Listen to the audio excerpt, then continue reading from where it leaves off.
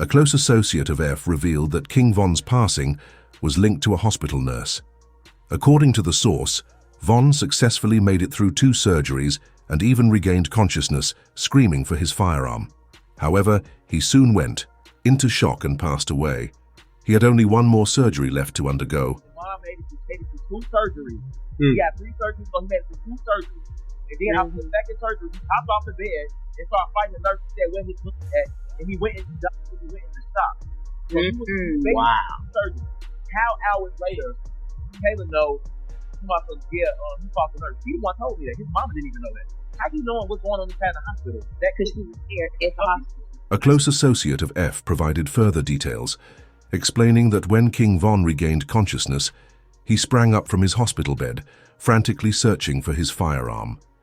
This sudden movement startled a nurse who sprinted into his room. Further alarming Von, interestingly, some rappers had hinted at this situation before. To fully understand the events leading up to that night, it's crucial to go back to November 5th, 2020. On that evening, King Von and his crew were preparing to head to Club Opium in Atlanta for his album release party, a night meant to be a grand celebration of his life and success. No one could have predicted how tragically short-lived that night would become. Growing up in a dangerous environment like O Block, Von had many enemies and understood the risks of being out in public. Because of this, he took extreme precautions, bringing a crew of 20 to 25 O Block members spread across 8 vehicles to the event. Even his manager, 100K Track, later spoke about the extensive security measures Von put in place to protect himself. I traveled for one security that moves with Von, and he traveled with 2 more security.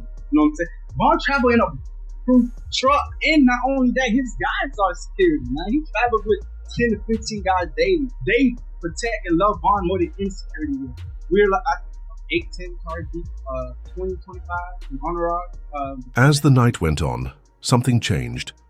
Von's behavior shifted and he began acting out, unknowingly putting his life in jeopardy. Despite this, his party was going well. Everyone was enjoying themselves, celebrating his success and the release of his album. When the event wrapped up around 2:30 a.m., Von and his entourage started making their way out of the club, intending to head back to their Airbnb. However, at the last moment, Von abruptly changed his plans and decided to go elsewhere. Mine leaving the club is that we're going to the hotel and Airbnb, because that's normal routine. Club he went to, the after hours wasn't getting paid for, and I have no acknowledgement of his team. That have no acknowledgement of. That was the complete Von decision. As the rest of his crew headed to the Airbnb, Von made a sudden decision, instructing his driver to take him to a different club known as the Monaco Lounge. This choice would be the first of several that ultimately led to his tragic passing. Everybody else that was with us driving to the Airbnb, and Von literally went to the venue by himself.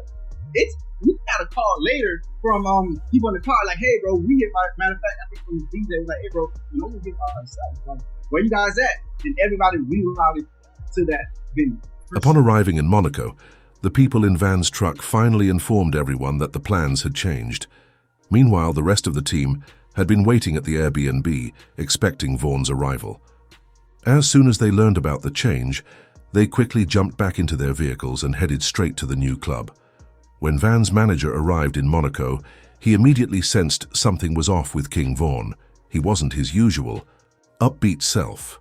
Instead, he remained unusually quiet, absorbed in his phone for an extended period.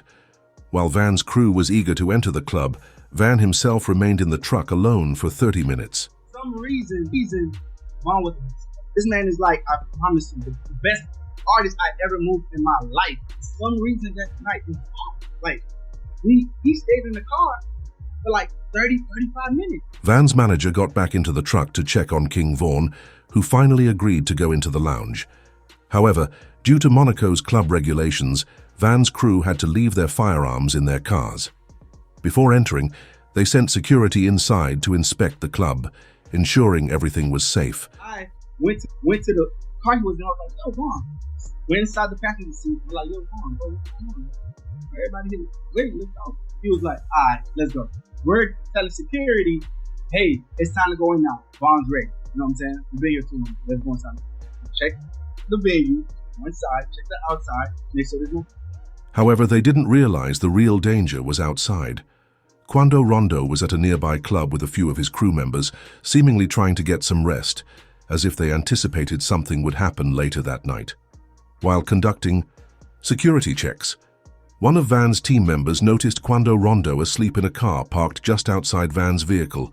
Right before we go inside the club, one of his homeboys came to the car and said, "Hey, so-and-so's here."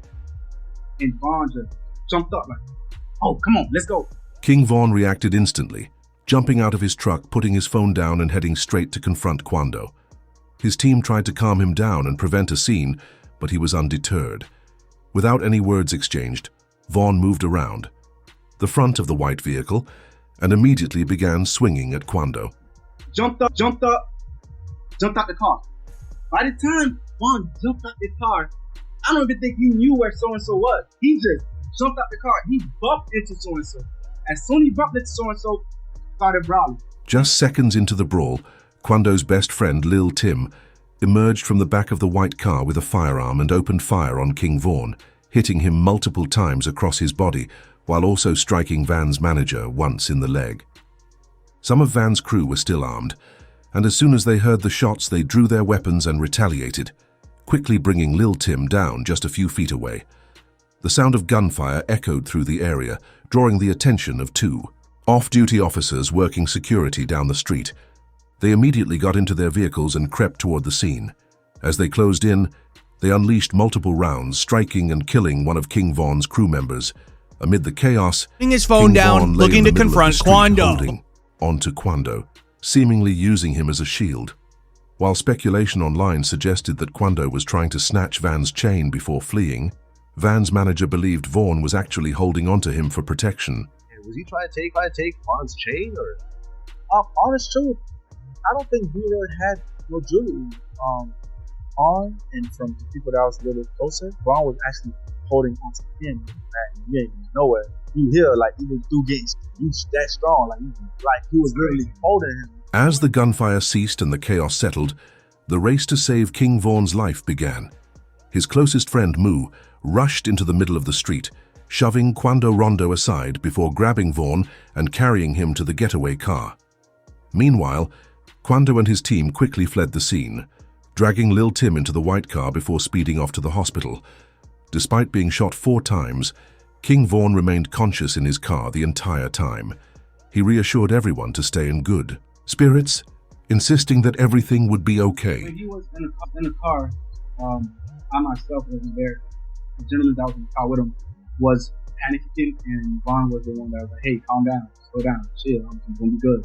Went to the hospital. And honest truth, we all thought that the way he was carrying himself from that incident, and what I was told from the people in the car, that he would be fine. Upon arriving at the hospital, King Vaughn was rushed into the operating room but tragically passed away during surgery. However, conflicting reports later emerged, suggesting that Vaughn had survived the procedures, leading many to believe he was still alive. A close team member later clarified the situation, explaining that Vaughn had briefly regained consciousness, searching for his firearm, only to be startled by a nurse rushing into his room. This was the same firearm that Rap OG Moosey had previously spoken about. Like you said, the King Von situation. Like there was absolutely no reason for Von to be going around with that dude. Like there was no, especially since he had security. Like someone should have jumped in. It should have never even. I almost feel like if you have real security. I feel like they would have been more ready and calm. Sad, man. Sad. I mean, the whole King Von thing is really hanging over everyone right now. That me up, bro. I like King Von.